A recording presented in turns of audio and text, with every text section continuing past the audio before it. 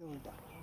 چون که آخر او هم مذهب دارد و این خلق میدانه وطن این وطن در تنج باشد سوسن میشود و اکو کاری نشدگی شد. آن اکو با شد و ایش کینه بگیرد و اوش کینه بگیرد و کشمکش و ایتره این عاقبت خوب نداره. با همه خاطر اما گفته ای که طاقت کردن در کار ایو آسته همش یاد میبره.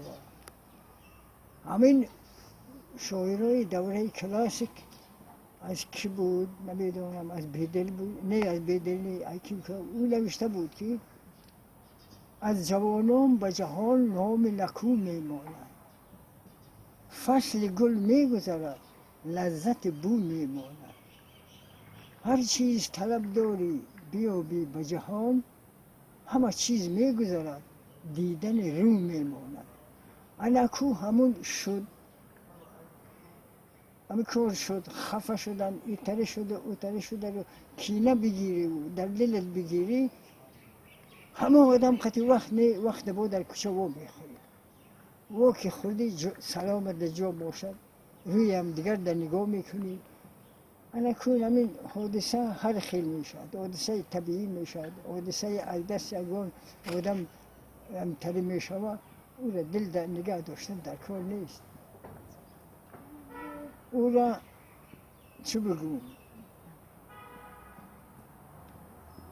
انا کینه نگیرد آدم باید حرکت کند، جهد کند، همون ای دلش ببرارد. انا بعد اما آدم هم خودش آسوده می شود و هم دیگر کس.